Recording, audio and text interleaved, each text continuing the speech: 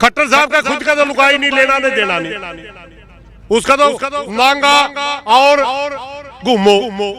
मारा लुगाई छोरी भाई, इज्जत भी है। इतना घमंड ना करो मुख्यमंत्री जी, ये कुर्सी आनी जानी चीज है। मूर्ख बना के भगवत मान सीएम बन गया। ये हरियाणा वाला तो हमारा एक्सीडेंटल सीएम, इसके नाम से वोट ही नहीं पड़े। भगवत मान खट्टर को गाली देगा, खट्टर भगवत मान को गाली देगा। तो फिलहाल किसानों का जो चंडीगढ़ कूच है वो रास्ते में ही रुक गया है।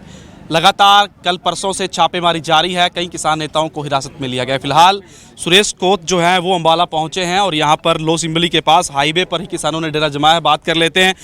कोत साहब, जो 3 दिन से कार्रवाई चल रही है, इस कार्रवाई को किस तरीके से आप देखते हैं? और आज चंडीगढ़ आपने कॉल दी थी, रोका गया है किसानों को रास्ते में। देखिए कैसे देखते हैं, इस तरह देखते हैं कि ये हालात तो जब घोषित इमरजेंसी थी इंदिरा के जमाने में तब भी नहीं थी। जो हालात उस समय भी अगर कोई नेता था विपक्ष का तब उसी को, आज हमारे आम किसानों के घरों में वो हालात बना रखी पुलिस ने। पंजाब पुलिस गाड़ियां दौड़ा रही है, हमारा एक किसान शहीद हो गया। हरियाणा पुलिस गाड़ियां दौड़ा रही है, हमारा एक किसान की टांग हुआ बैठा। हमारे घरों के अंदर इस तरह छापे मारे जा रहे हैं जैसे हम कोई अपराधी हैं। 5-5, 7-7 पुलिस वाले घुस जाते हैं बगैर किसी, वो जैसे हम इस देश के नागरिक ही नहीं है। आज तक जो पंजाब के अंदर भगवत मान सरकार ने जो किसान का दमन कराया, ऐसा घटिया तरीके का दमन किसी सरकार ने पहले नहीं किया था। और हरियाणा के अंदर खट्टर साहब पता नहीं क्या समझे बैठे। खट्टर साहब का खुद का तो लुगाई नहीं, लेना नहीं देना नहीं, उसका तो नांगा और घूमो। मारा लुगाई छोरी भाई, इज्जत भी है। क्या समझते हो आप? हम तो हरियाणा और पंजाब की सरकार को केंद्र से स्पेशल पैकेज की मांग करके इनको सहायता कर रहे थे ताकि ये किसानों को कुछ दे सके, और ये हमारे साथ ऐसा व्यवहार कर रहे हैं। इतना गंदे तरीके का व्यवहार, इतना घमंड ना करो मुख्यमंत्री जी, ये देश का किसान है। एक बात बता दूं मैं, आपने किसी शायर ने कहा था, तंग ना कर गरीब को, गरीब रो देगा, और गरीब की आंख से निकले का सुतने 3 जान तक खो देगा। ये कुर्सी आनी जानी चीज है। मूर्ख बना के भगवत मान सीएम बन गया। और ये हरियाणा वाला तो हमारा एक्सीडेंटल सीएम, इसके नाम से वोट ही नहीं पड़े। क्या दोनों सरकारें मिलकर काम कर रही हैं? जब इन्होंने अच्छा काम करना होता तब तो लड़ते दिखते हैं। भगवत मान खट्टर को गाली देगा, खट्टर भगवत मान को गाली देगा, और किसानों को पर लाठी चलानी होती है तो वो उससे ज्यादा चलाता है, वो उससे ज्यादा चलाता है। अब आप मिल रहे हैं या लड़ रहे हैं वो जाने, मगर किसानों के विरोधी है सारी। अभी वहीं रुके हैं, आप लोग भी यहाँ रुके हैं। अभी क्या कॉल ऊपर से आई है? ये हमारे साथियों ने हमारे पास मैसेज भेजा है कि अभी जो साथी जहां पर है वहीं पर रुके, क्योंकि बहुत ज्यादा भयंकर दमन किया हुआ है। हमारे को यही पता नहीं है कि हमारा कौन सा नेता किस थाने में है, किस जेल में है। अभी तक हमारे पास सूचना आने लग रही है। जब सारी सूचना इकट्ठी हो जाएंगी फिर हमारे जो नेता बाहर हैं, क्योंकि टेलीफोन कल 4 बजे तक खोले हैं। चंडीगढ़ जाके क्या करना चाहते? कहीं धरना देंगे? मेरे भाई, हम चंडीगढ़ जाना चाहते थे अपने किसान की आवाज को उठाने के लिए। हमारे को बात के लिए बुलाया था, पंजाब के डीजी हाजिर थे, उसमें हरियाणा का एक एसपी भी हाजिर था, आईबी का साथी हाजिर था। कहते आपकी आवाज पहुंच गई। कहाँ पहुंच गई भाई? राज्यपाल से बात करवा दी, आपकी आवाज पहुंच गई। अरे मेरे भाई, कोई उस अथॉरिटी से हमारी बात करवा दो जो भला कर सके। ठीक है, आवाज पहुंच गई। आवाज तो हमने जिस दिन मीटिंग करी, पीसी करी, उसी दिन पहुंच गई थी। तो वहां जैसे हम जा करके किसानों की आवाज उठा करके इन किसानों के लिए कुछ चाहते थे कि हमारे उत्तर भारत का किसान बिल्कुल बर्बाद हो चुका है, आप इनको कुछ सुनिए। क्या दिल्ली की तरह मोर्चा लगाना चाहते हैं वहां जाके? हमारी तो मंशा नहीं थी, मगर सरकार चाहती शायद। हमारी तो ऐसी कोई मंशा नहीं थी। हम तो चाहते थे कोई सही अथॉरिटी हमारे साथ बात करे और हम अपने फैक्ट रखें, और अगर हमारी जायज़ मांग है तो प्रभाव से लागू करें। नाजायज़ दिखे तो अम्बाला के बता दें, आपको कई नाजायज़ किसान अम्बाला के डिटेन किए गए हैं, मीटिंग में बुला के डिटेन कर लिए। धोखा ही करते हैं। हिम्मत तो है तो हम इकट्ठे होने दे पहला।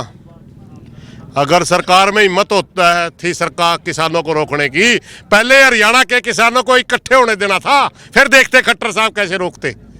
घरों में जाकर के एक किसान को की बेइज्जती कर रहे हैं आप लोग। एक प्रश्न है कि सरकार इतनी डरी क्यों है? सरकार इतनी डरी क्यों है?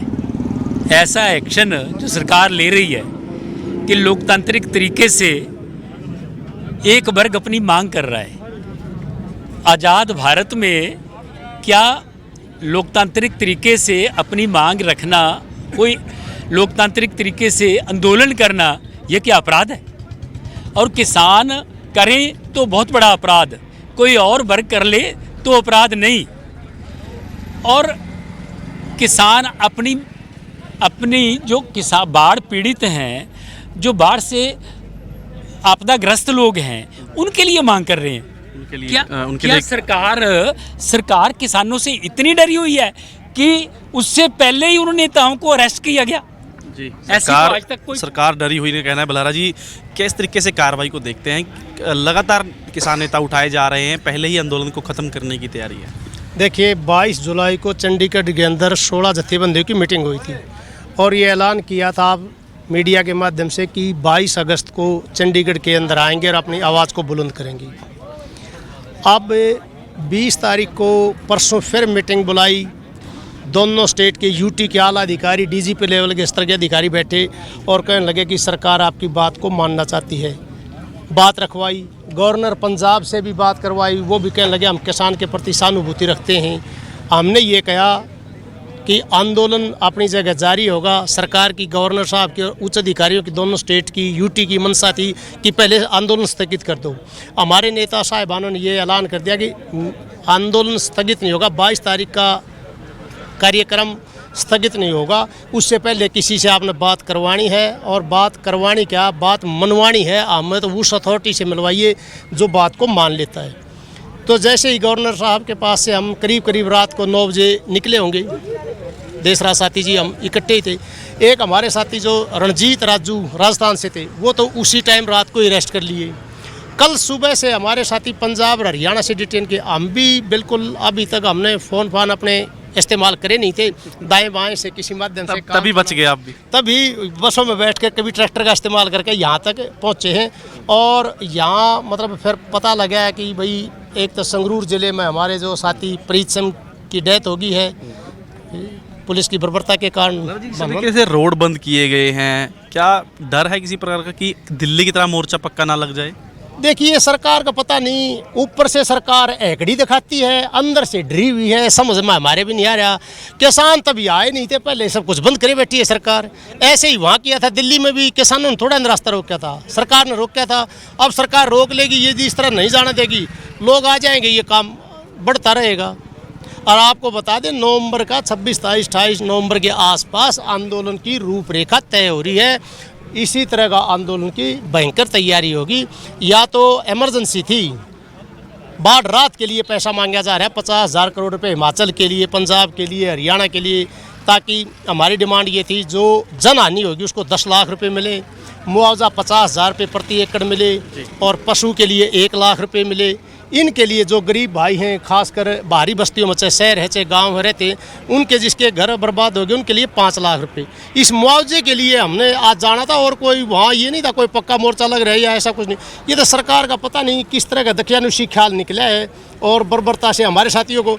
यहाँ शर्म की बात है कि भाई अम्बाड़ा प्रशासन ने हमारे साथी को, जो प्रधान है यूनियन के अमरजीत मोदी जी, बातचीत के लिए बुलाया, उसी वहीं डिटेन कर लिया। हमारे साथी हैं यहाँ जलबेड़ा से अपने जय सिंह जी, खेतों से गिरफ्तार कर लिया। अभी खेत और घर से ऐसे ही गिरफ्तार करेंगे, किसान कहाँ जाएगा? चांद पर ज़मीन हमारे लिए नहीं, चंद्रयान जाएगा, हम तो यहीं हैं, ट्रैक्टर ट्रॉली यहीं चलेगा। आने वाले समय में ये बताओ, जिस तरह की पीड़ा दोनों सरकारों ने किसान को पहुँचाई है, किसान इनको भूलने वाला नहीं है। किसान इनको भूलने वाला नहीं है, कहना है। यहाँ पर पीछे आप देख सकते हैं लगातार किसान जो हैं वो लो सिंबड़ी के पास डटे हुए हैं। फिलहाल पंजाब से कुछ ऑर्डर सामने आए हैं, किसानों की अपीलें सामने आई है कि जहाँ जो समय है वहीं पर डटे रहिएगा। अगली कॉल की जो है इंतज़ार पंजाब से फ़िलहाल की जा रही है।